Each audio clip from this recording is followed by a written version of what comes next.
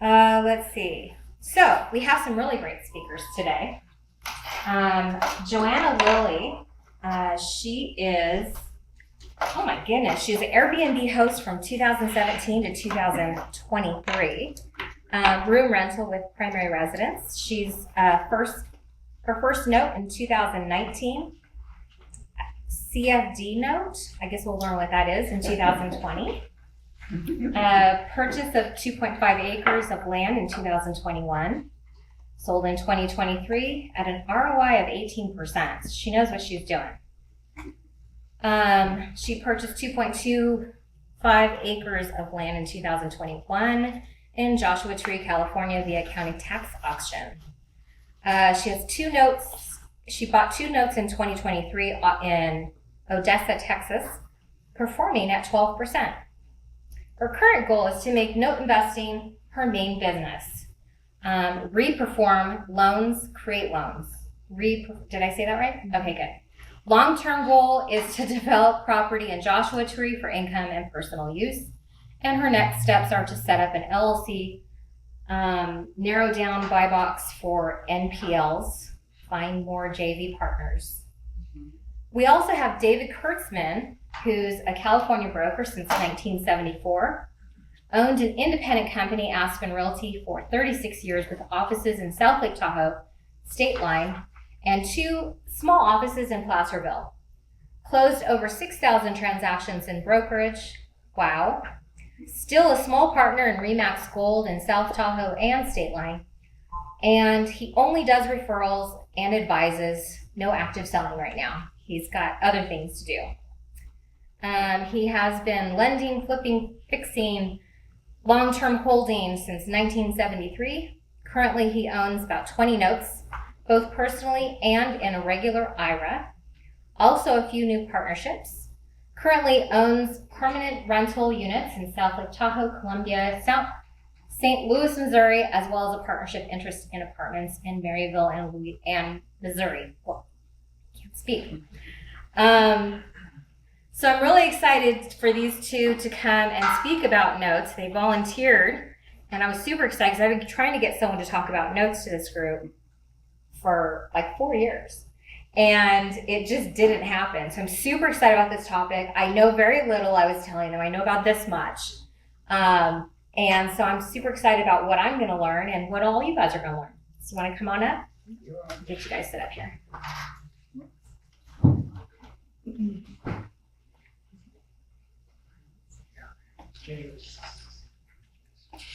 Yeah.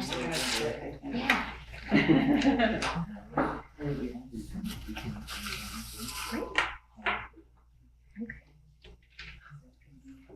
In the back. Yeah, just go through that doorway right there. You okay if I sit? Okay. Thank you. It's actually really nice to see some familiar faces. I've met Pat before, I've met Dawn, and who sits in here? We have some Tahoe people. Yeah. Actually, Dawn was the reason that Rosanna and David and I became associated. She used to, sorry, I'm just calling you out. I hope that's okay. She's the note queen. She had a monthly meetup in Carson City, and that's how we all met, and we're still working together today. The notes that we bought in Odessa, Texas, we own together. We bought together. So we have 2 notes that are at 12%. We have 3, shares of each of them, and they're coming in like clockwork, direct deposit into our self-directed IRAs. So it's great. I just want to thank David Kurtzman has been my mentor and now friend and associate, and then Rosanna has also been. Yes. Oh, sorry. Yeah. Speak up. Okay. I wanted to. Okay. I'm real nervous, y'all. I'm like, You're doing great. I don't do this very often. So this is actually a slide that Rosanna created for us. So what note investors I think mainly are about is we're investors, right? But you don't always want to do rentals. You don't always want to do stock market. You want these are just a few things that like where notes can be a bigger benefit than having maybe a rental. So I'm not going to go through all of this, but it's what level of stress and headaches you're willing to do, for having a rental property. And by the way, we're not here to sell anything. We're just here to make educate and extend our network. And it's note investors I have found, we're not necessarily competing with each other to find the perfect property, to get but I mean, and I know people now from all over the country, like Huntsville, Alabama, San Luis Obispo, Oklahoma City, and I can call one of them anytime and go, hey, what do you know about this area? And find somebody with boots on the ground, like look at a property, that kind of thing. So, but notes are largely a private market, and it's one-to-one kind of communication. I just wanted to give you, so this, as Ginger mentioned, this is sort of my background. I, like probably a lot of you, got interested in getting some education through like Bigger Pockets, right? Like a lot of people know Bigger Pockets. Brandon with the beard, but I just started doing things kind of haphazardly. I wasn't working. I was working. I got fired from my job as a controller at a hotel. And I scrambled to find some things to do. But I live in South Lake Tahoe, and I had a room in my house that I rented out. Started at like $60 a night, ended at like $300 a night, something like that, at different times of the year. So I still have super host status. So, like I said, I met David and Rosanna and Dawn and Pat when we were going to the meetup, Dawn's meetup. And it's funny that you brought up Hawthorne, because that's where I did my first note with David. It was, I didn't know anything, and I loved Dawn, but I was like so confused at first, And now that I've been going to conferences for the last few years, it's just starting to click. I'm like, oh, I know what they're talking about. And then you start talking to other people about there's certain things that they get in, invest in. But my first note with David was, I believe it was $31,400 was the note at 7% for 5 years, I believe. And it was a single family residence. And David said, well, what do you have together? Like, well, I'll do 1,400. You take 30,000, I'll do 1,400. That's what I have available, So I learned the process. Instead of paying somebody to teach me or something, like I went through the process while making money, which was great. And I got my $22.50 every month, direct deposit, and just last year, the borrower refinanced with David, and then they bought out my portion. I said, okay, that's good. I can let that one go now. And I got like $400 left, or something like that, back. And then since then, I do want to go through this one real quick, but I know I want to give David a lot of time too. So CFD stands for contract for deed. So it's a little bit different than a mortgage note. In what I know, I'm still learning. I'm always learning. Contract for deed. The loan stays in the lender's name until it's paid off. As a mortgage deed, it's in the borrower's name. So that can be more risky because technically you own the land or whatever the property is, and if somebody slips and falls, it's your liability, right? So this was I wanted to bring this up because it was a lot of different things. So I worked with somebody who brought me. It was a broker who presented the note. So she got a little bit of money to bring it, but so the principal balance was I think they owed about $25,000. And it was set up originally by somebody who owned the land. Somebody wanted to buy it. So it was a seller finance situation. And then a few years down the road, he's like, well, I want my money back. I'm going to sell this to a note buyer, right? So I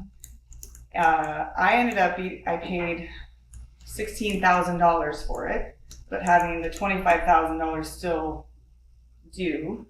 So that's one thing about note investing where you can buy at a discount. And so you already make some money at the front, but they still had $25,000 due. So I don't know if I'm going too much into, but just again, too complex. But, and then they were paying 10%. They paid, it took a little bit to set up. She wanted to pay me like through Walmart, like what is it called? A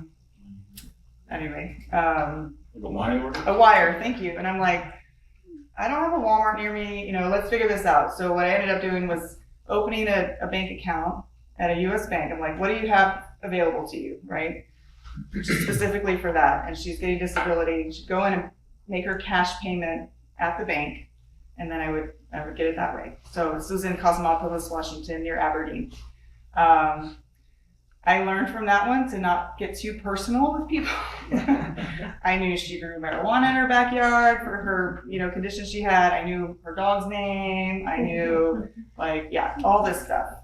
And, but then 2 years like clockwork, they were paying. It was like $450 a month, making 10%. And then they decided to sell their place and move to New Mexico or somewhere. And I got paid off. That was, I think, around 23% overall with the discount at the beginning and the payments over time. So I just wanted to bring that up because it was a lot of separate, and it was also through my solo 401k, which is a form of a self-directed IRA. So there was a lot of a big learning curve on that. So that was the first one on my own. But anyway, I just want to bring up that. But I also I think it's now David's turn. So he has a lot more experience and a lot more stories, so I need to give him some time. So, Dave Kurtzman. Thank you. She's like a third grader asked to speak in front of the class. She needs Yeah. Great job. I'll do your slides, okay? What was at the bottom of your slide afterwards? Okay. I just thought. Okay. So, By the way. okay. So part of what Your whys. Oh yeah. part of my whys, so, I'm sure all of you have heard what's your why? What keeps you going? Mine is, I have an accounting background, an MBA, but I hate sitting at a desk. I'm antsy. I just don't want to do it. So, I did accounting for a long time, and I just don't like it. I don't like doing taxes. I pay somebody to do my taxes. And just, I have kids, I have teenagers, and I want to be there. I want to be able to show up for all their stuff, either for all the games, all the, the awards, everything.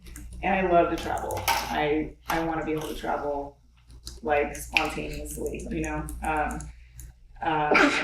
So those are my whys. So I have right now, almost all my investments are through my solo 401k. So I'm not making real income yet, but my next thing is, my LLC is formed now, and my next step is to fund that. And then somehow I still need to figure out how I get paid, but I want that to be my main income. So what else was on there? Yeah, that's just what I talked about. Everybody has their reason for what they want to do in life, right? I'm turning 50 this year, and I want to be semi-retired kind of early, so I can do what I want.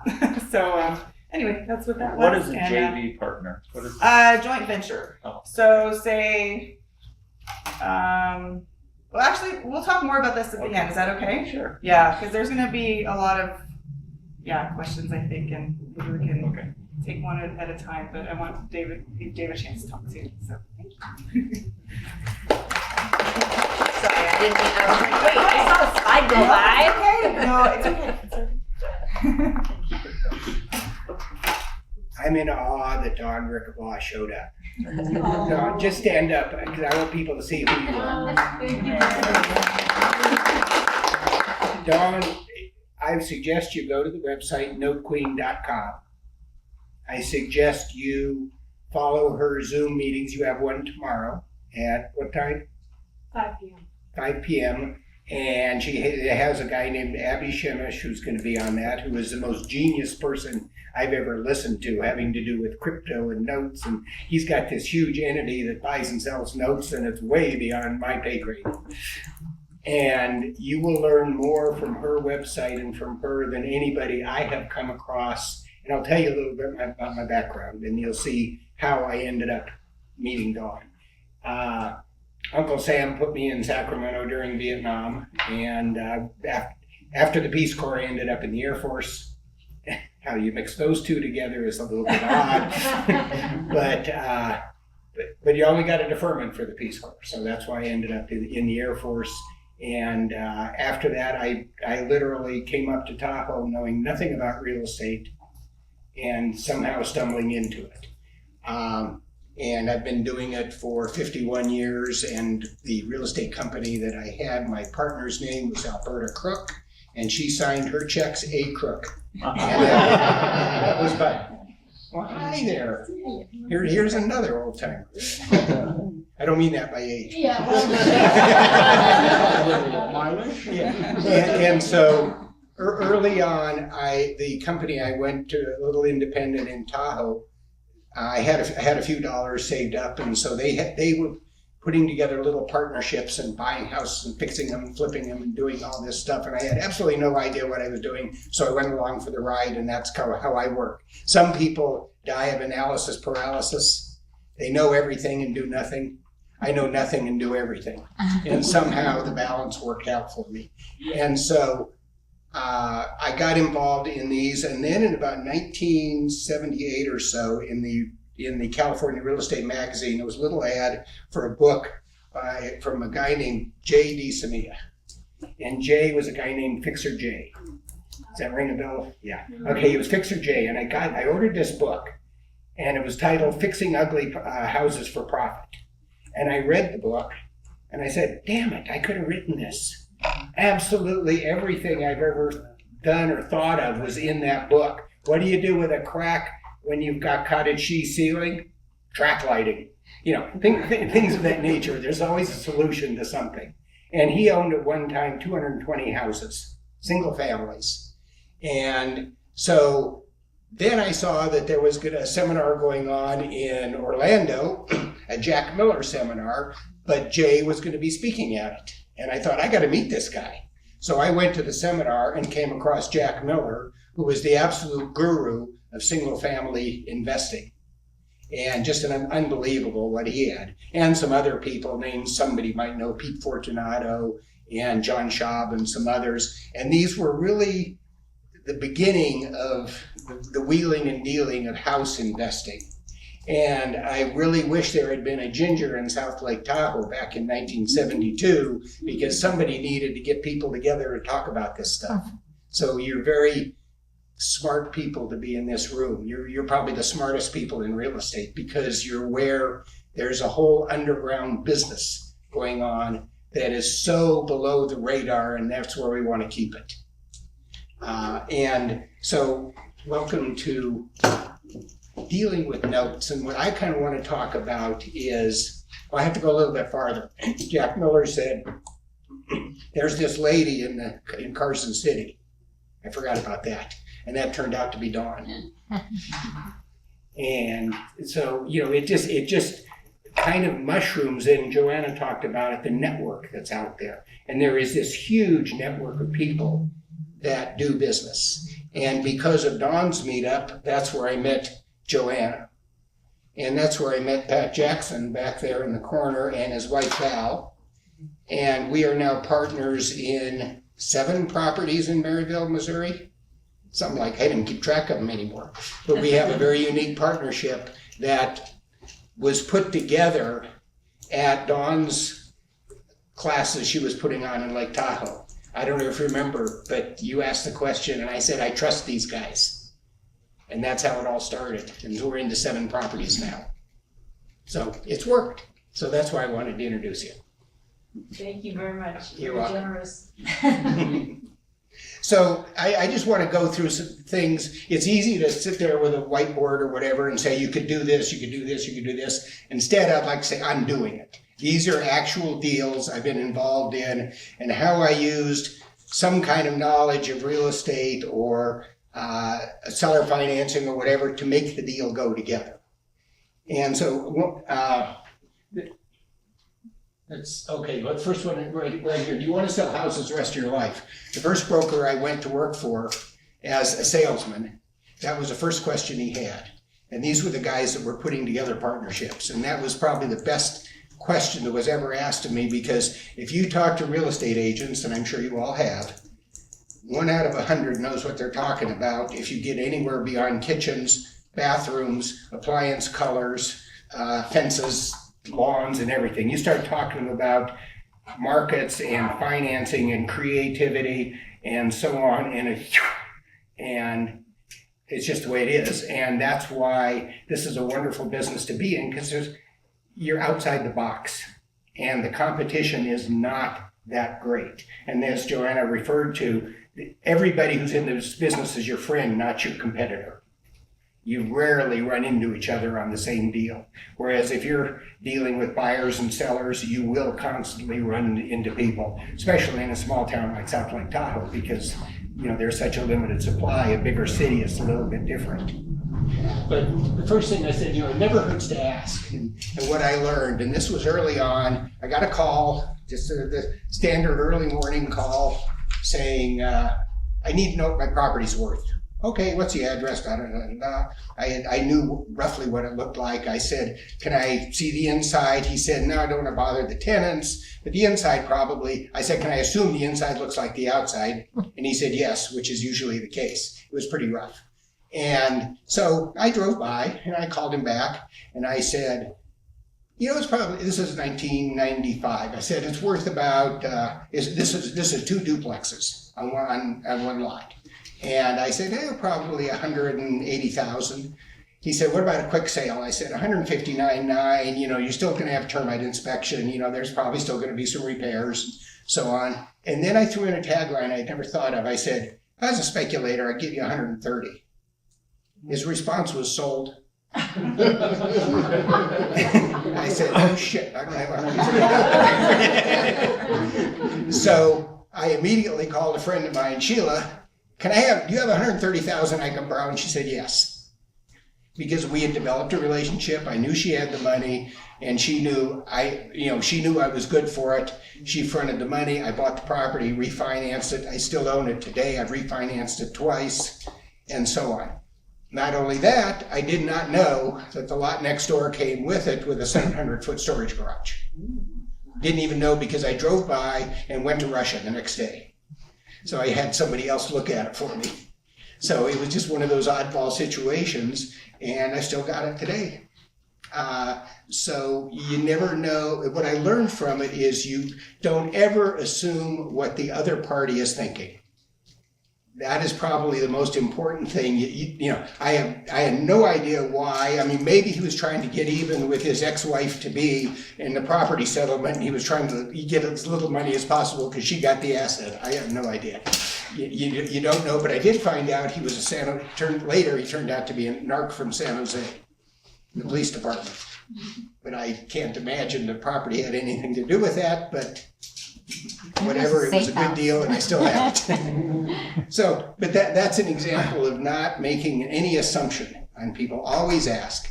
There's one of the early gurus that taught classes, and I think his name was Herbert Hoover, not the president. And when people took his class, what he gave them as a little lapel pin was a question mark. That was his little symbol. Always ask questions. Let the other people talk. So, let's go to the next one. Would you loan money to somebody who was in foreclosure on another property? I mean, you knew this guy was a flake. Would you loan money to him? So this guy approaches me, and I knew he was about to lose duplexes or something, and he had 2 lots, and he says, I need $8,000. I said, I'm not gonna loan you $8,000 because you don't pay. And he said, I need $8,000. I said, I'll tell you what, here's what I'll do. I'll give you $10,000, you pay all the closing costs, and I will give you an option to buy your property back for 1 year for $20,000. You want the money now, you got it. You can buy, you got your money, you've sold your property, I'll sell it to you for $20,000, back to you for $20,000 a year later. Worst case scenario is I doubled my money. He never came back. I ended up selling those I had to clear up, there was a title issue I had to clear up, and about 4 years later, I sold them for $90,000, 1031, all the property into a building with Pat Jackson back there, who had been presenting this property at Dawn's meetup in Carson City. And that's how it all ties together. Then the guy that bought him from me 3 years later just sold him for $220,000. So, that's a case where a bad risk turned out to be a good investment. Sell a property, defer the tax liability, keep the cash flow, and acquire more property. Does that sound reasonable? I had a property in Tahoe. It was remember, I've been there 50 years, doing this, so these numbers get fairly big. And it was a 15-unit apartment building. And I sold it for a net of about $1.9 million. And I took as a down payment, because the tax liability was so high, my basis in it was about $400,000. I took as a down payment about 40% cash. About 60% cash, which I 1031'd into all those properties in Missouri. That's what got me to Missouri. Why? Because our daughter lives back there. Kids drag you all around the country. and then the other 40% I carried back as a note on the property with a stiff prepayment penalty. So I had the cash flow on the note was equal to the cash flow I was getting on the building. And then I proceeded to move the rest of the equity into other properties. Then it got tricky because within a year he resold the property and I was going to get paid off. And he said, no, please don't, because the note was $750,000 and the tax liability is $250,000. Because remember, I'm in California, so you can add about another 10 or 11% to the federal rate. So I really didn't want to pay it off. And so I said, do you have another property I can secure the note to? And he said, yes. This was a guy who literally flipped apartment buildings in South Lake Tahoe, surprisingly. And he's got the bank account to do it. So we literally moved the note to another property, but not knowing, the IRS doesn't care what your collateral is for a note, I have learned. If you sell a property, it doesn't mean, like do an installment sale, a seller carryback, it doesn't have to be secured by that property. It can still be an installment sale, but secured by some other property. And I didn't know that, but I figured it out. And so I decided I want to keep the note intact. I don't want to change the note because the IRS might consider that a payoff. I want to keep the very same note, but I want it secured by another property. So the guy was willing to move the security to another property. However, the title company said, you can't do that. The note and the deed of trust have to have the same date. And so I said, can I talk to your manager?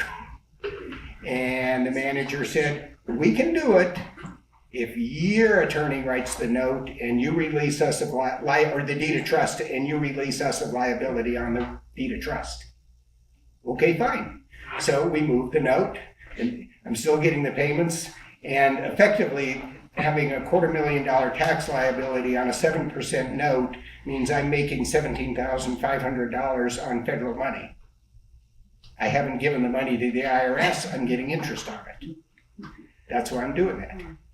So now that building sells and I'm going to get paid off. And he doesn't have another building to secure it by, but he had just sold a building and carried back a big loan. I said, okay, we'll take my note and secure it by your big loan. So we moved the note over, and did a collateral assignment of the loan. And the note was still intact. That idiot went and sold the building. And we moved it over to another building. And so that note has moved, the collateral has moved 4 times. Why not? And that's again, there's always a question, why not? And that's why you want to know people like me or Joanna or Pat or Dawn or whomever and call up and say, help, what do I do? Because they will help you. Yeah. And so it went from a 15-unit building, so commercial property or residential? It doesn't make any difference with the note. Oh. A 1031 exchange, if you're exchanging property, has to be a like-kind exchange. But the note is not real estate, it's personal property. So that doesn't fit into the exchange. It's just that the note stays intact, and the only thing that changes is what is securing it.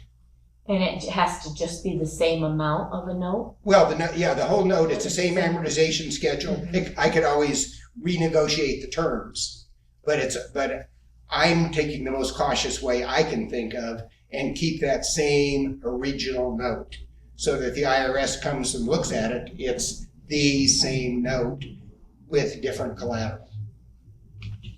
And so far so good. Yeah. Are you self-servicing that or who? That one I'm doing myself. Yourself? Yeah.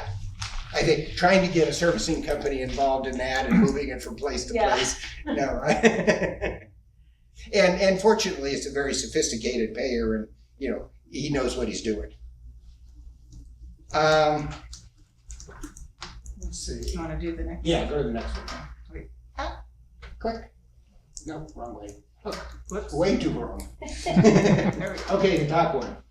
This, remember last time I was here, there was almost, whenever you say, well, I'm in real estate in California, the first response is, my condolences. California presents a certain set of challenges. They won't even accept a standard notary form in California. You have to add a jurat to it. But what I learned is if you learn the system you're in, whether it's in Reno or Carson City or New York City or wherever, if you learn the system, you can make money at it because other people don't bother. They don't want to, they're too lazy. Builders are doing great in Tahoe because most of the competition has gone away. The ones who can learn to negotiate with the regional governments and understand the rules and all of the nooks and crannies are doing okay because they stayed and played the game. So this is a good example. I get a call from the city attorney who says, there's this house over here. Go buy it from the guy. I said, why? He said, because we're starting a redevelopment program and he's threatening to sue us. Okay, so I approached the guy and he's interested in selling it. And I happened to be on the school board and going to a school convention. So I met him in San Diego. And I said, you really don't want to sell this. This is going to be redevelopment all around your house. See, I don't want anything to do with South Lake Tahoe. Okay, I'll buy your house. I'll take it. So I buy this house for $65,000 with like 10 down, and there was already a seller $55,000 note on it and something like that. And then, I thought it was a house, but it was legally a duplex. I hadn't looked at the side. There were 2 electric meters. I started looking in the public records, and yes, it was a legal duplex. And in Tahoe, things that happened before 1965 generally are considered grandfathered in. So it was a duplex. So remember, I paid $65 for it, or $62 or whatever it was. And so I went to the city and I said, what if I want to convert it into a single family? And those of you know Tahoe, building permits are a real commodity. So I went to the building department and they said, here's what you have to do to convert it to a single family, which was basically tear out a kitchen and open a door back up. And you got to pave the driveway and so on. So about $8,000 later, so now I'm about 70 into the property. I now have a single family dwelling with a transferable building right, which I proceeded to sell that right to a property in Glenbrook on the lake. I sold the building right for $45,000, for nothing down, first mortgage on this lakefront lot that today is probably worth $5 million. I collected $450 a month interest at 12% for 10 years and then got paid off the $45,000. And I still have the house. Whoa, whoa, whoa, whoa. Yeah, that's a good one. You should tell that over again. Yeah. Did everybody get what? How can you sell a permit that's for one property to a different property? Because they are a commodity in Tahoe and transferable. But even from California to Nevada? Not anymore. Oh, okay. But then you I could. was thinking- We've seen trailer parks dismantled and the building allocations become houses. We've seen, I mean, in Tahoe, they sell ground coverage rights. They do all sorts of odd things at Lake Tahoe. But again, the reason I point this out is it's a local market. All real estate is local, and you have to understand local. And just like with notes, oh yeah, that works here, it'll work in Oklahoma. No, it won't. You can understand California law, Nevada law, they're all different. So, but this is how understanding how something works locally, if you look at what happens, the pieces were worth more than the property, is what it boiled down to. And the tenant was there all the time, same tenant. This whole world was going on around him. And he was there, and eventually he bought the house right behind it. And he still lives in that neighborhood. And that started in 1991. And I still got the house. So again, part of it is that understanding of carrying notes. Yeah, and so really no cash. And then the other thing I forgot, when I bought the property, there was seller financing on it, and interest rates had dropped. And I called him up and said I was going to pay him off, and he said I'll lower the interest rate, and he did. So you can do that on a note if you see a seller financing deal. And a lot of people like my note in Tahoe, I do not want to get paid off on that note. So I will work with the guy any which way to not get paid off. Well, this particular person didn't want to get paid off, and he lowered the interest rate.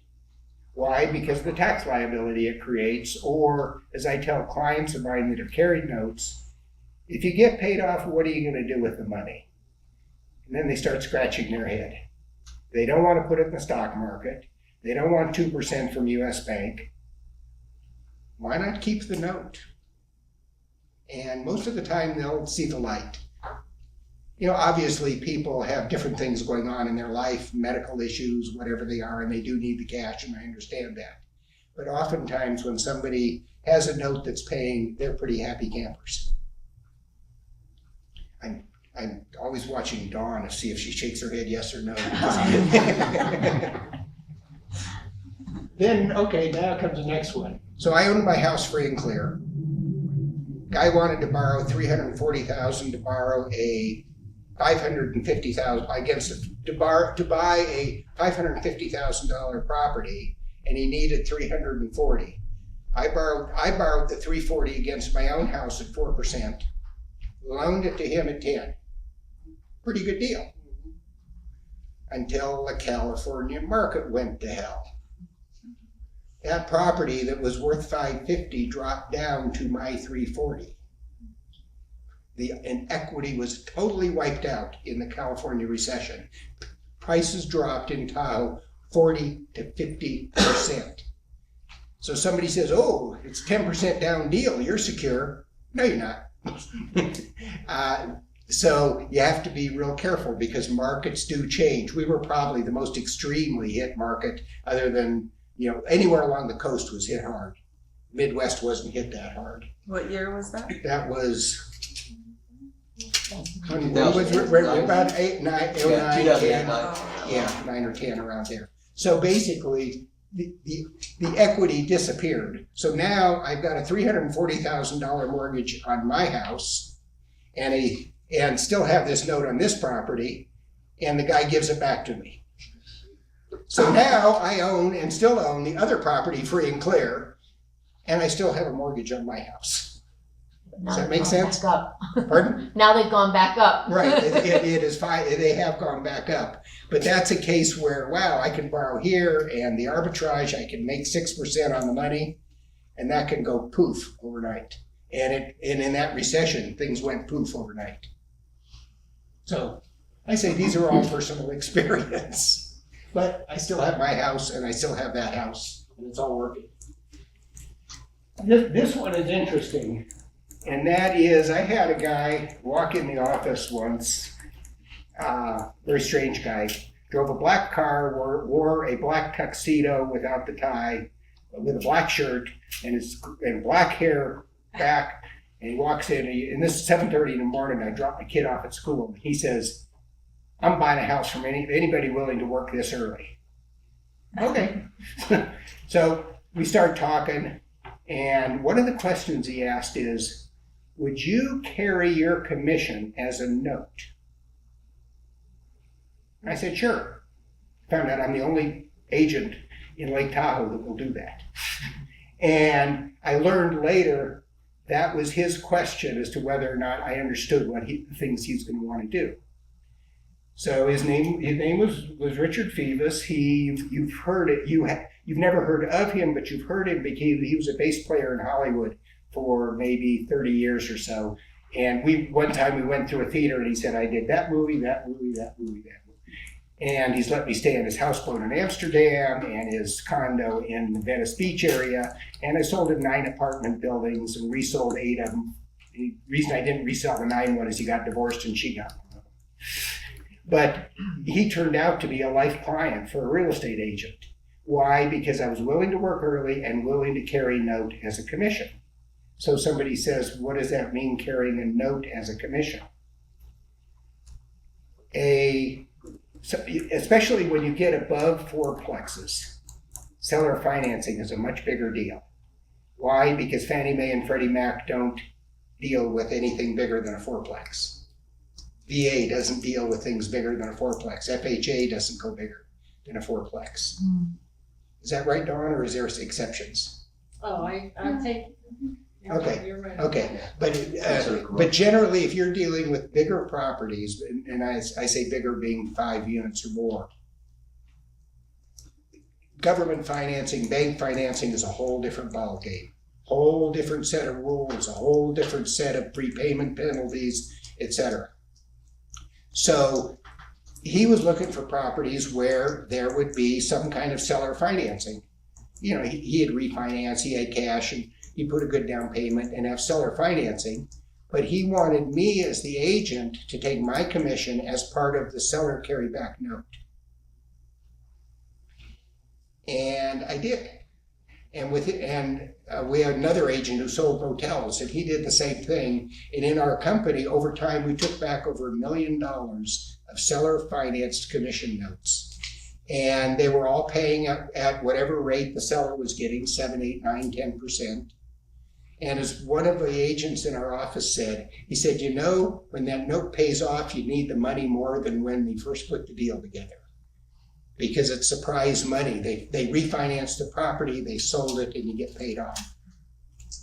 So I just wanted to throw that out as an example of how, again, being willing to understand and deal with notes can fit into a commission, and not only that, capture a client. In this particular case, who became still a lifetime friend. But it's always a challenge when you have a client in Amsterdam who likes to drink. You have to figure out what schedule he's on, pot or drinking, and the time difference, and plan your calls around that. And that's what you need to do as a real estate agent. If you ever wondered what real estate agents do with their time. David? Yeah. Was that a single payment? No? Pardon? Was that a No, single payment? no. No, they were all just logs, big seller carrybacks. And just either a collateral assignment on the note or a portion of the note assigned. Yeah. Did he want to do that to minimize the down payment he needed to come up with? Yeah. Yeah. So the amount of money to the seller at closing to get Right, he because said these to say commissions yes. were in the 40 Yeah. to 50,000 Yeah. total range. Right. And at 40 or 50,000, he didn't have to come up with to put the deal together. Right. So again, how do you use seller financing, notes, et cetera, to make something happen? And then last one being how to sell a company. I had two offices in Tahoe, one being in South Lake, one being at State Line. And I got approached by a company that's very prominent down here that they wanted the State Line company. They wanted to have a Tahoe presence. And so we went to coffee and I said, they said, what do you want for it? And to be honest, I had never even thought about it. You know, I've never taken a business class in my life. Last year, I think I learned the difference between a debit and a credit. And if I've got checks, I got money. That's the way I say, anyway. And I'll throw out the number. I said, I want $500,000, nothing down, and I want the note secured by your office building in Reno. And they said, deal. Simple as that. For me, it was fabulous because it was an installment sale.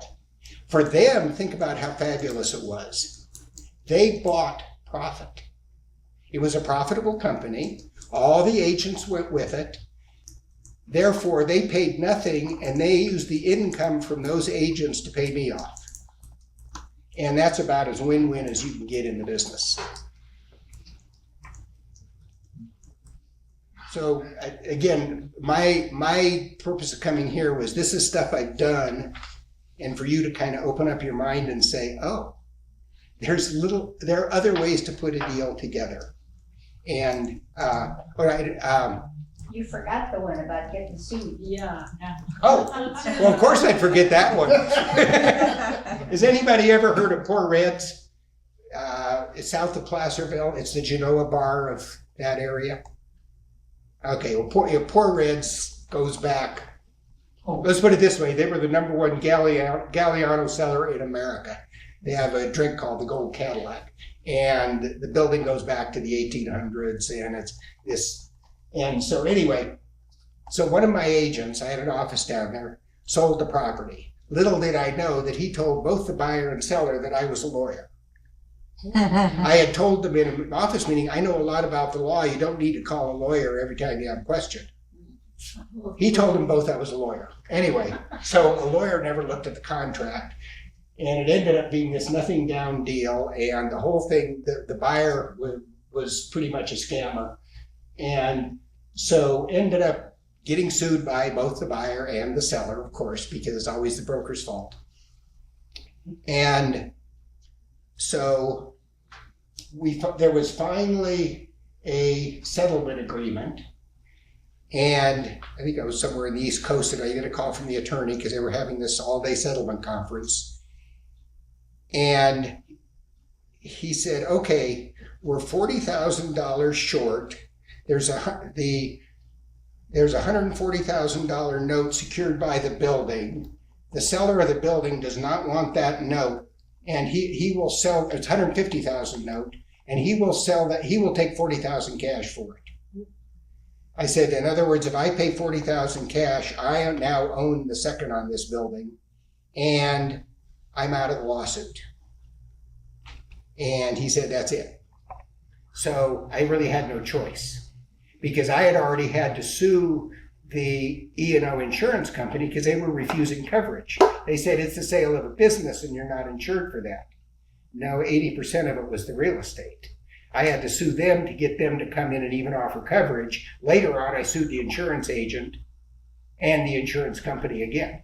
And so that's how I recovered some of it. But anyway, so I said, I'll take the note. So I end up with this $150,000 second I bought for $40,000, start foreclosing immediately, end up getting the property in foreclosure. And there was an agent who had been working on it, already had a buyer in the wings, quickly sold it, and I got paid off the entire $150,000. So between that full payoff and the small settlements I got, I was sued for $1 million and I came out $10,000 ahead, even though my attorney cost me about $70,000 in the process. So, but again, it's because there's a note sitting on the floor and nobody was going to pick it up. And there are those funny things out there. There are people out there that, I mean, I've got a note right now that is, well, this is my guy dressed in black. He actually has a note that is secured by a property in the Bay Area, and the person managed to get the parcel number changed and got the title company to do a sale, an insured sale on the same title company that had created that note originally. And everybody seems to have forgotten it. And it's a long story, but that's one of those notes that will rear its ugly head one day. And there are lots of funny little loans like that. Yeah. Did you keep the agent? I sold the company. I just wondered what was the agents on that. Don't say I'm a lawyer. You know, and interestingly, how many of you are agents? All Nevada, I assume. Mm-hmm. Okay, what's interesting, California too. Yeah, because it's interesting how California deals with agents and Nevada deals with agents. California, no matter what happens, the broker is responsible, period. In Nevada, the agent is responsible and then the broker gets fined for improper supervision. That's how it tends to work here. Nevada actually holds agents to a higher standard than California does. So, in other words, I had an office in 2 states and I could get sued in 2 states. That's the way it worked.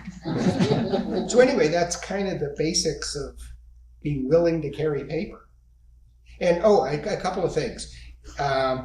You mentioned this, the CFD, contract for deed. Contract to sale, contract for deed, same thing. I won't touch it with a 50-foot pole, let alone a 30-foot pole. And the reason I won't is exactly what she referenced. The property's in my name, I sell it to you, and you get the deed when you're paid off. I come from California, land of lawsuits, and liability is what scares everybody to death in California. If somebody slips on a banana peel, because you own it, you will be in the suit. So, for example, Lloyd's does sell insurance on that now, so you can get hazard and liability specifically for a contract for deeds. Oh, can you? So Beth over there, Beth Coots, who's the VP at Lloyd's, they underwrite those policies. Interesting. See, you learn things. Yeah. Now we have a contact. Is there, I'm curious, some First Centennial, who I've used a lot since I got here, they said they won't close them anymore. So I guess it's, by title company or escrow. Have you? Yeah, there was an article just came out with the CFPB, Consumer Financial Protection Board, and the article's rather negative on contract for deeds, but overall, if you want to know the whole history, I can go into it, but they're still legal in every state. It's just some states have specific contract for deed laws, others don't. I'm from Florida, so Florida has a specific contract for deed law. No problem in Florida. Michigan has one. Ohio has one. So the states that have it uphold those contracts. The reason contracts for deeds initially got a bad reputation in the note industry and real estate in general was not because of the contract for deed. It was because a company called Harbor, you've probably seen Harbor notes before. So Harbor was a big company. They'd raise funds. They'd buy a bunch of real estate from Fannie Mae, Freddie Mac, and they'd sell them with financing. And they'd sell it to the first buyer. You got $500 down, sold. $1,000 down, sold.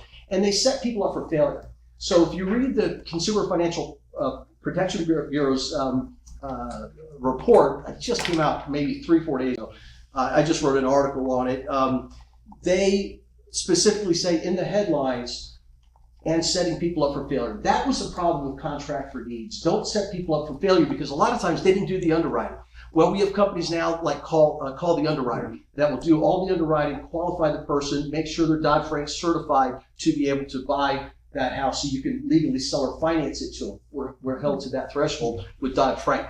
The security instrument, being the contract for deed, really is okay as long as you address the liability issue, which our industry has done wrong for a long time, which is you want to have the liability because your company name is still on the legal title. The borrower has what they call equitable title, but you just insure for that and you're fine. So is this the same? Is this similar to, I'm learning this, the terms, like, is this similar to forced place insurance? Well, forced place insurance traditionally is just hazard. So, because if you own a note in a mortgage or a note in a deed of trust, you're not on the title. So again, you don't have that liability. But if they don't protect your collateral, then you're in trouble. So you get hazard insurance. So traditionally, forced place is just hazard. If you ask Lloyd's that you want what they call the investor policy, that will be hazard as well as liability. And that's going to be the difference. What's your name?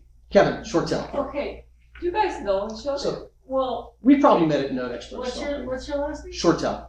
Oh, okay, yeah, I'm sure I met you, but Yeah. is Kevin Cordell here? He was going to be here. I talked to him earlier. I thought He so. wasn't able to make it. Something happened and he has his dog, so he couldn't make Because it. you know what, they do call the underwriter for a lot Sure. less. I mean, she's licensed to do that too. She was telling me, can you put me on your website, you know? So, they're a great resource. I don't think everyone knows about Madison, but they're here now. They're located Yeah, they're on down Kitsky on Lane. Keatsy or whatever. Yeah, I'm meeting with him tomorrow. You guys can look. I've been doing this for 35 years, so I've been in the industry a long time. To your point on other debt instruments, by the way, early on we used to buy lottery winnings, casino winnings, cellular phone tower leases. I mean, we bought all kinds of, Yeah, I mean, it's again, it's this whole almost underground economy of just this paper kind of moving around, and you show it to an accountant. CPA test didn't talk about these. I did want to mention, because we were talking about the contracts for deed. Joanna mentioned some notes in Odessa, Texas. This is Charlie Harrison. Oh, yeah. Okay, and he's a guy who buys up a chunk of land, breaks it into 5-acre parcels, and sells them for $500 down. Sounds familiar? What he does is when they're seasoned 2 years, he puts them up for sale. And they're all 8-year amortization notes. So they're very high repay notes. After 2 years, they're at about a 40% equity position. And so we've been buying those. And the reason that I was willing to buy those was that, I'm 80 years old. I don't need to make 18 or 30% or whatever. I'm perfectly happy with 10 or 12 in an IRA, outside of an IRA, whatever. And but I looked at the note. I mean, first of all, do they have a clean payment record? These are people borrowing $35,000 at $650 a month or whatever. And they start out as bare land. Sometimes by the time I bought the note, it's still only secured by the land, but they've already put a home on it. They've put a well in, whatever they do. So the security just keeps going up and up. But also, if they run into trouble financially, because there's so much paid on principal on the note, I can reduce the payments down about 60% and still cover the interest. So it makes the note where you can get them reperforming much easier than a note where they've only put 10% down and 90% of their payments What interest. kind of down payment is he writing on his paper, his land paper? What, down payment? Yeah. $500. Oh, yeah. Yeah. Well, Yeah. the piece you're missing is that it was a contract for deed. And Oh, that's the other piece. converted, Yeah. yeah. No, you're Converted right. it He to does deed them of all trust. as contracts for deed, I see. but I told him I'll only buy them as deeds of trust. Yeah. So we've got a title company set up, and we split the cost, convert it to a deed of trust with the same balance, same terms, and then I buy the note. Yeah. Is something going on in Odessa, Texas that is making you look at that market? Like, had we known Austin, Texas? It's interesting. Yeah, I mean, Odessa, there's a lot of oil there, and most of the people on these notes are involved in the oil business. By the same token, I have a nephew who's way up in the world of finance, and he said the only concern in that area is the size of the oil basin there. What is the longevity there? Right. Texas is the #1 state in the country for seller financing. Yeah, it's huge. Yeah. So far they've worked, and this came from Tom Henderson. He was talking about why Texas pretty much has banned contracts, and that is that apparently there was some developer that built this huge subdivision and sold everything on contracts. And because he had so many properties, he was self-insured for all the properties. And a tornado came through and destroyed the subdivision, and everybody lost everything. He didn't have the money. There was no insurance covering the properties. And Texas said, no more of that. So that's really all I've got, unless you've got some other, questions. Yeah. So on the contract for these topics, I've done them a good amount of times in the past, but lately an issue popped up. If they do not perform, and even if they hand the property back in a friendly manner, and note collection company hands you back the deed, the quitclaim, the county wouldn't record it. And the county's explanation is that you cannot waive your rights in advance. So they force you to The county foreclose. recorder was Which one? county? But They are playing God, they said we're not recording those. Washoe? Washoe, yes. Washoe County? Well, So they because- said, no, you're because gonna have to technically- foreclose. Technically, you really have to foreclose, right? Because they can claim equitable interest, right? So you think you're getting around foreclosure, but most of the time you're not really. Yeah, so. That's where it depends if there's a state law or not. Yeah. Yeah. If the Or- state or law, or the state or law an will tip, attorney, yeah. or a contingency fee attorney that's gonna go, hey, were you wrongfully evicted from your Yeah. contract review? States your that don't have the lease CFD law, you pretty much count on when you buy it or own it that you're gonna have to foreclose. And a lot of states will offer judicial or non-judicial, it's gonna be judicial. Because they're gonna give that person that last final chance to go through a foreclosure. Which And that's goes- why it would be Yeah. a better interest in cases like that where you go, I'll convert it. Yeah. And just remove myself from that situation because you'd have to foreclose anyway, so what's the point? It's the last thing I want to do at my age is buy a problem. Yeah. That's why I have so many gray hairs. So 6,000 escrows, that's a lot of. I never converted one. When you convert one to a note and deed of trust, what are the tax implications? So you had that original. And it's interesting that you say that because as far as I'm concerned, the guy converting it has a tax issue. He doesn't think he does, so that's not my problem. I don't have a tax problem. The person who has the note and is converting it, he may have a problem. But That's what I yeah. heard. But you're right. Anything you do, and that's one of those things I learned early on. Somebody explained to me the IRS code in one sentence. And we know what's happening. And that is, if it increases your net worth, it is a taxable event. Period. And if you apply that to everything you think about, if you win a television set, you will pay tax on it. I mean, you probably, at least if it's over 600, because they won't Because the way 1099. I was thinking, if your note gets paid up, that's a taxable event. Yeah. So now if you redo Right. it in another way, even if you don't benefit, are you looking at that event That, because this is. and I talked with him about it, and that's his problem. But the reason I say that is everybody says tax-free exchange. There is no such thing as a tax-free exchange. It's a tax-deferred exchange. Everybody says you get $500,000 tax-free if you sell your primary residence. No, you have $500,000 taxed at a zero rate. And that's how the IRS looks at everything. If somebody owes you, or you owe somebody $20,000 and they'll take 10 as a payoff, you just created a $10,000 tax liability for yourself. Because your net worth, if you owe 10,000 less, you are now worth 10,000 more. IRS says that's a taxable event. Do they tax everyone? Do they know every one of those transactions? Of course not. But it is a taxable event. So if you keep that in mind, because people say, well, whatever, they'll try to figure out how to get around everything. Everything is a taxable event. Except dying. That's That's where you my favorite movie, Meet that's where you Joe get the Black. IRAs and 401ks. Right. So you had a question earlier. No. No. Oh, the joint venture thing. Joint Oh, venture. yeah. Do you want to talk about joint ventures a little bit? Not really, because I've Okay. never Well, really- what's in They're Missouri? just What partnerships. made you go to Missouri other than your son? Pat Jackson over here. And the reason being, he kept pushing this property. It's the original opera house in a tiny town in northwestern Missouri that happens to be a college town with a good football team, too.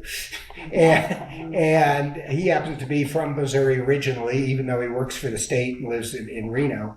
And he kept pushing this property, and it happened to be an auto park. It was an opera house that eventually had been a theater and eventually became an auto parts store with apartments above it.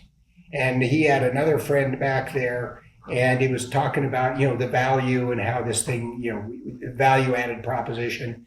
And we created this partnership, and it's kind of oddball what we did. I fronted all the money, and I get a guaranteed return, and they get a return above that, and it's working. For me, I put up money, and it's effectively like a bond. Again, you got to consider my age. I'm perfectly happy. Also, you have to consider the operator, because you wouldn't do that just with anybody. No, Right. exactly. but the thing is, so I get a monthly payment as if I put up money and bought a bond, a savings bond, and they run the property.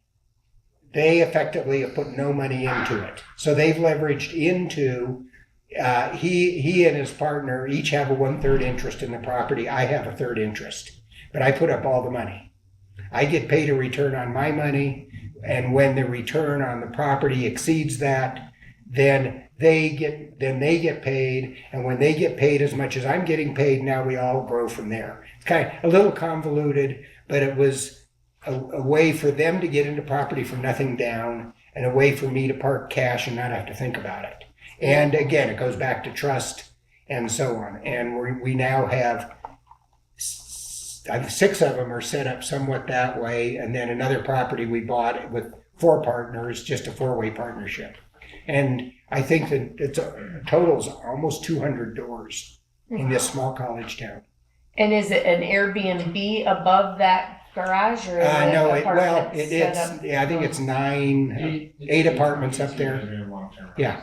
But interestingly, he and the other partner are involved in a 6-unit building around the corner. Do you Airbnb 2 of the units? Yeah, 2 of the 4. Right. We just put 4 units in the one right next to campus.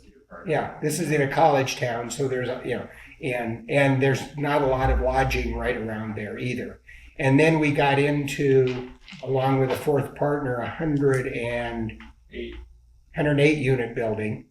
Definitely needed work, but we totally rehabbed one building, and now how many are we Airbnb? 4. So 4 of those are operating as an Airbnb now. And I'm just sitting back here watching. And these guys, they're into it for nothing out of pocket. Well, not that one, they're into it. But the other ones, they've leveraged. There's no way to calculate their return. They've got property for no money. I've got income without headaches. There's the age difference. We're a full generation and a half apart. So it works for me, it works for them. And my goal, you start thinking, obviously, when you hit my age, of what are you going to leave your kids? And so I look at the properties are what they're going to get, and I'm going to spend the rest of it. And my goal from way back was, I don't know, when they first came out with IRAs, 1985, I think it was. And my father sends me this article saying, this really looks good. And I said, I'm already doing it. So I appreciated the fact that he saw it and could see what I was doing. And they didn't have Roth IRAs then, unfortunately. But my goal was that I wanted my IRA income and my Social Security income that's all we live on. The rest of it's play money or profit or help the kids buy houses or whatever. And we've managed to do it because my goal in the IRA is the way IRAs are set up. Every year when you have to start taking the money out, there's an inflation factor built into it. So each year you have to take out a little bit more, a greater percentage of the balance. My goal was to grow the balance faster than the withdrawal rate, so that it's basically a lifetime salary. That's great. And so far so good. But that was a goal I set way back in the 80s. If there's time, I want to know. That Hawthorne business that you did. that nobody else, like, you made a solution out of something I wouldn't have touched. Oh, I that think was, that's a really local, yeah, and then okay, one thing led to the other, so, and what happened down there, and I don't remember how I even got involved in the note, but this lady owned a house that was worth about 60, and she was totally on Social Security and could not afford to make the payments. And I forget exactly how it happened, but I bought the house from her for 30. And we signed an agreement that she would pay $1 a month rent for the rest of her life, and she could live in that house. She sold me the house for 50 cents on the dollar, and I rented it back to her for $1 a month. And every year, she'd send me a $12 check saying, thank you for not raising my rent. And that went on for a number of years. It didn't turn out to be a great deal because I had to re-roof it, which was half the value of it. So in Hawthorne, a roof is worth as much as the house.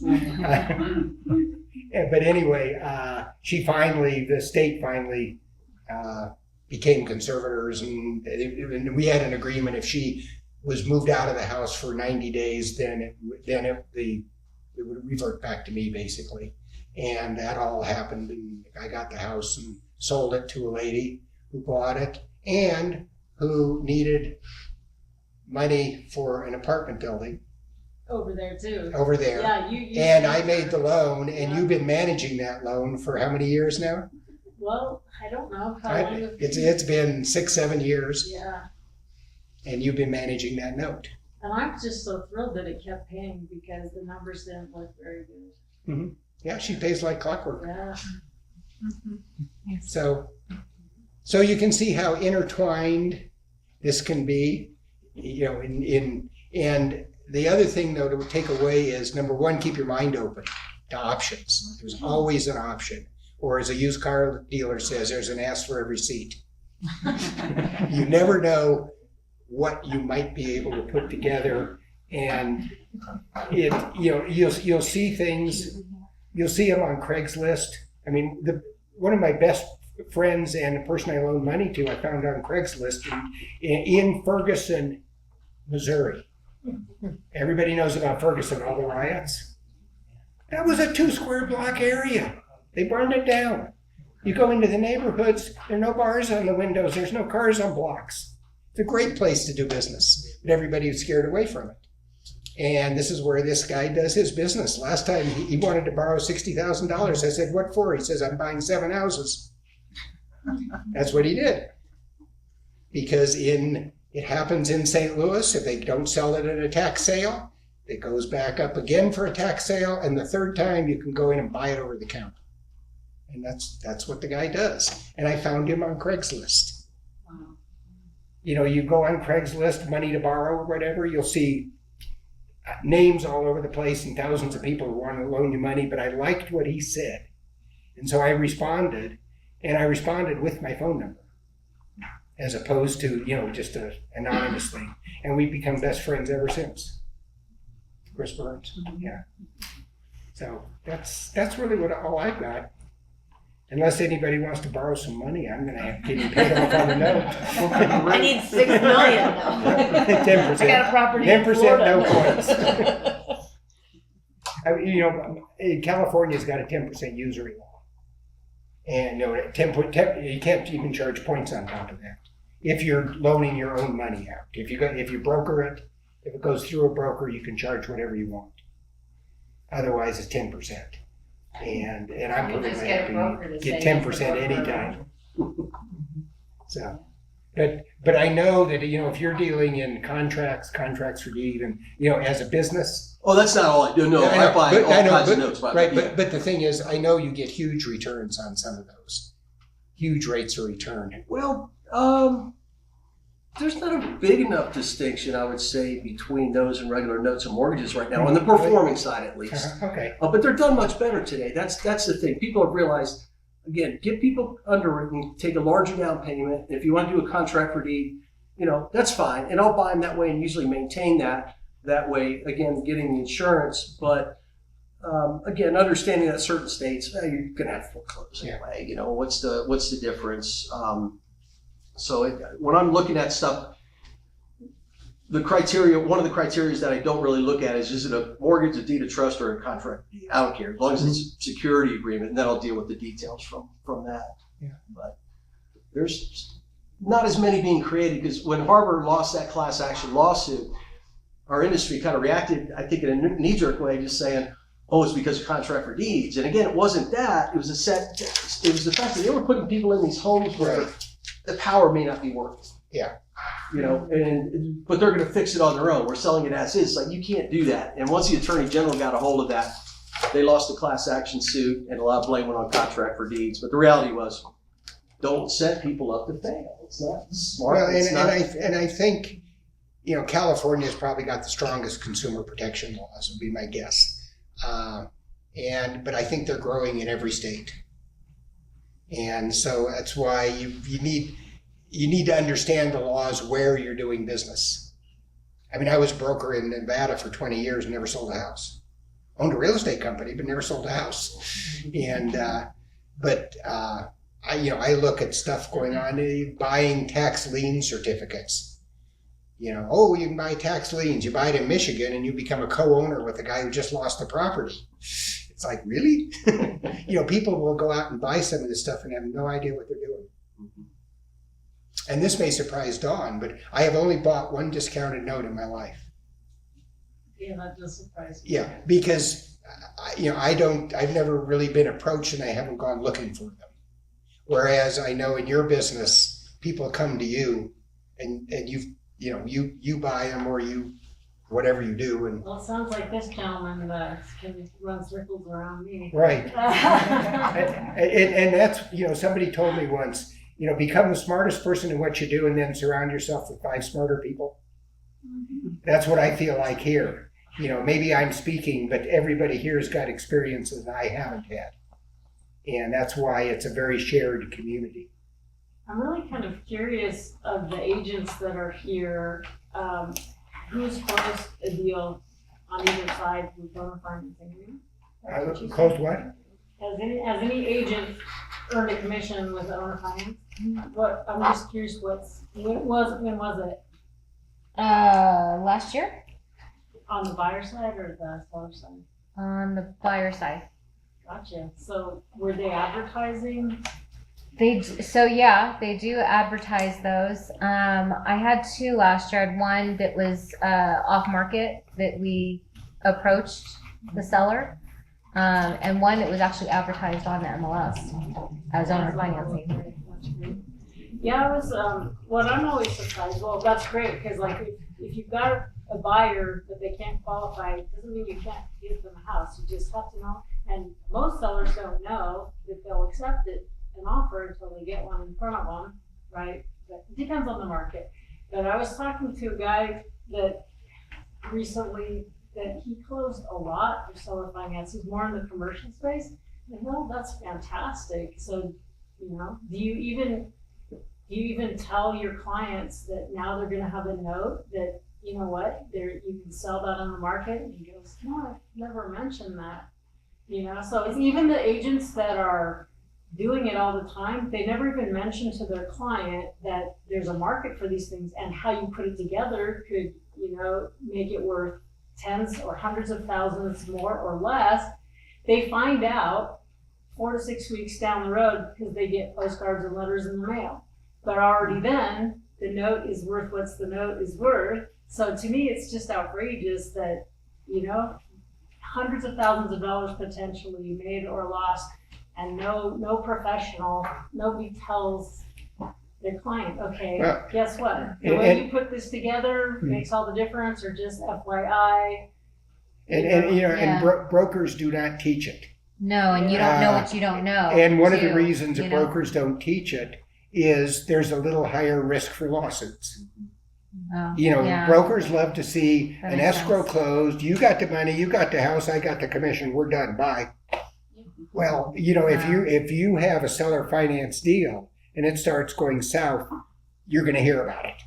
You know, you That's put me in this, help me get out of it, or whatever. And I think, you know, the general large brokerage, and not being critical of whether it's the Coldwell Bankers or the Dixons or whoever, what they do very well. But they don't do this. They stay away from it. Yeah, so how do we learn more about this? I know you guys used to meet Well, regularly. I mean, like Dawn had her group going. I don't know if you've resurfaced and you're going to start And again. this is the first time out since 2020. I know. It's a big I was going to say this. I was rather shocked. I was rather shocked when I found out you were coming. But part of the way you learn it is go to notequeen.com and no, I don't work for her. No, I have nothing to sell. But there are events that take place around the country, and you have to be careful because some of them, they're there to sell you their program, their training, their this, their that, and you have to weed through and find out the good stuff. And if you asked me who are some of the good speakers, I'll tell you who I know. You actually know more than I do, and you know more than I do. But the names that I experienced, Dawn was totally aware of as being some of the superstars in the business. So there is this whole world of seminars and so on that do take place. So we have this kind of crazy idea, and this is sort of an experiment, because I'm not a natural speaker, but I've gone to many of these conferences, and it's a lot of the same players, like same, and the bad seeds get weeded out pretty quick, right? Like, I mean, people know, like, don't deal with this person or, but the Las Vegas one, Paper Source, is kind of may not happen. Is that not been right? I think they So did that's that. normally, there's a big one in Las Vegas, Paper Source. If I can do a shameless promotion, Yeah. I do that. I've been teaching this for 25 years, and I do that. And I do it. I'm not one of the high, expensive ones. What's your company name? Real Estate Without Renters is my company. You can look. If you want to start something that's just interested, go to Amazon and buy my #1 bestseller book. It's called Real Estate Without Renters. You can look it up on Amazon. I think it's That's a 20, great way to pitch it. $29 or something. What's your Something name? bucks. Kevin Shortell, SHRTLE. And you can search me and all that stuff too. So- And one of the things we I can got do- free podcast, and so there's a lot of free information I have on YouTube also. But And Ginger, we can forward you some stuff Okay, on for some sure. of these Yeah, that that would take be place. great.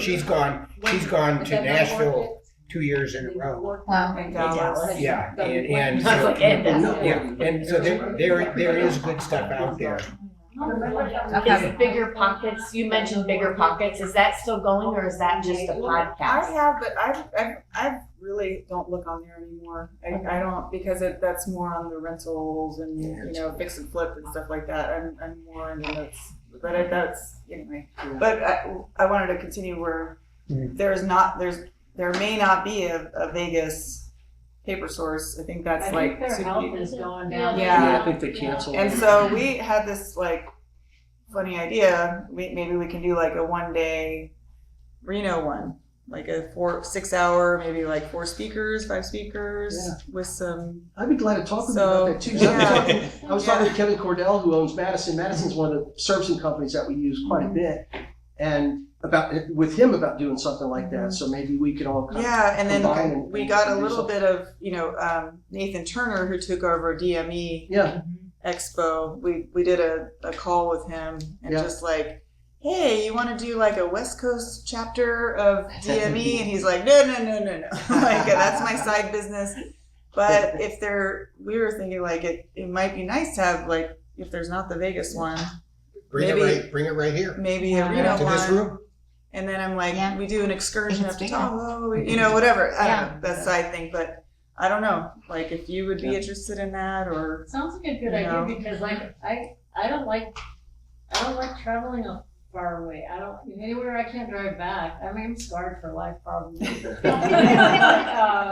Yeah, I want to do stuff that's this half of the this half of this. So you think there might be a place for having like a 1 day with 4 Totally. speakers type event here? Yeah. totally. Yeah. We'll be in touch.